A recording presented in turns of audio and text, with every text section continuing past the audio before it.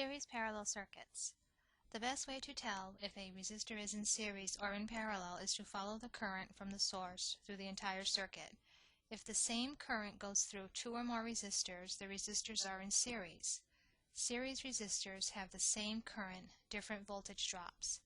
If current divides and the resistors are connected end to end with each other, the resistors are in parallel. Parallel resistors have different current, same voltage. Let's look at a simple series parallel circuit.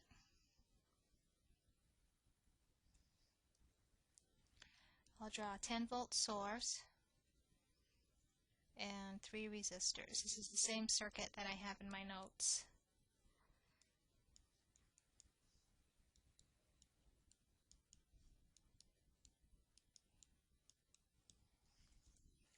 Starting from the 10-volt source, the total current goes through resistor 1, gets to junction A, if I make this junction A, goes down through resistor 2, and then goes down through resistor 3.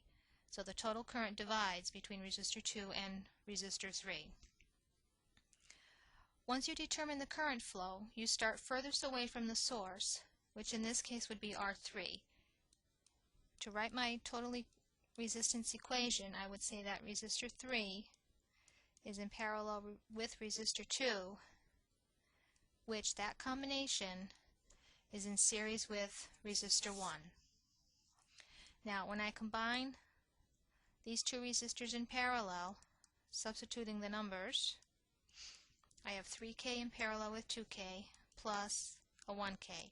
The 3K in parallel with 2K is a 1.2 kilo ohms, and I have the keystrokes listed in my notes. When I add the 1K to that, I get a total resistance of 2.2K kilo ohms. If I redraw my circuit and replace the two parallel resistors with the equivalent resistance of the 1.2 kilo ohms, this is my equivalent circuit. Point A is still here at the top of the equivalent resistors. Notice now that I have created a series circuit. The total current in this series circuit runs through both resistor 1 and R equivalent, if I make this R equivalent.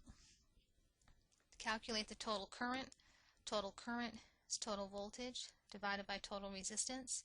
So that's 10 volts divided by the 2.2K kilo ohms. My total current comes out to be 4.45 milliamps. Notice on this formula, when I have total current, I need to use total voltage and total resistance to get my total current. Now if I want to calculate the voltage across resistor 1, I can do it two ways. I can use Ohm's law. If I use Ohm's law, it's going to be current 1 times resistor 1. And knowing that this is a equivalent series circuit, I know that my I1 is equal to IT. So when I calculate VR1, it's going to be the 4.54 milliamps times the 1 kilo ohm resistor, which gives me 4.45 volts.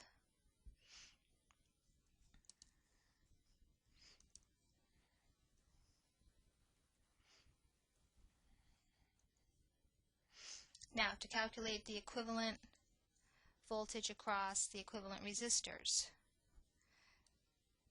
that's going to be V equivalent is going to be total current, or I equivalent, times R equivalent. Now my I equivalent here is also total current. What I'm trying to show you is that when you're using Ohm's law and trying to find something, you have to make sure that you use the quantities that pertain to the correct thing you're looking for. For instance, when I'm looking for voltage equivalent, I need to use current equivalent, resistor equivalent. And you have to know that the equivalent current is equal to the total current. So that's going to be 4.45 milliamps times the 1.2K resistor. So my V equivalent comes out to be 5.45 volts. Now if I would have used voltage dividers for either of those, I would have said that it was resistor 1 over total resistance times total voltage, or V equivalent is R equivalent over RT times total voltage. Substituting my numbers, I would have 1K over 2.2K times 10 volts, which gives me the 4.54 volts, or for V equivalent, it will be the 1.2K kilo ohms divided by the 2.2K times 10 volts, and my V equivalent comes out to be the 5.45 volts. Now, because this is a series circuit, my Kirchhoff's voltage law applies here. My Kirchhoff's voltage law says that total voltage is equal to V1 plus, in this case, V equivalent. It only works for the series circuit. So it's going to be the 4.54 volts plus 5.45 volts, which is equal to 10, which is my source. So that all works out.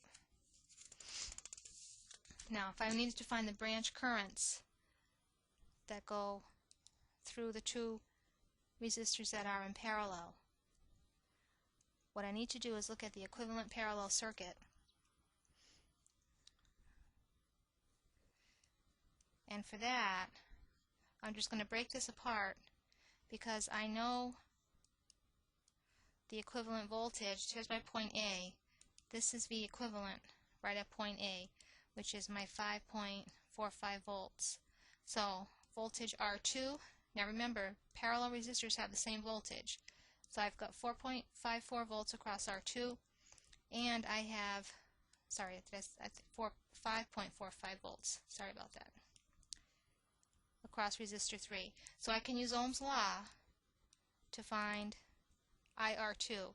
So it's going to be VR2 over R2. So it's the 5.45 volts divided by R2, and R2 is 2K. And that comes out to be 2.725 milliamps. And IR3 is going to be VR3 over resistor 3, which is 5.45 volts over 3K, which is 1.82 milliamps. Now I can use Kirchhoff's current law here. My total current then is equal to IR2 plus IR3.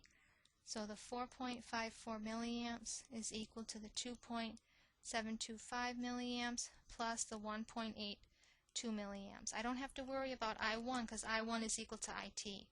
And yes, this does work.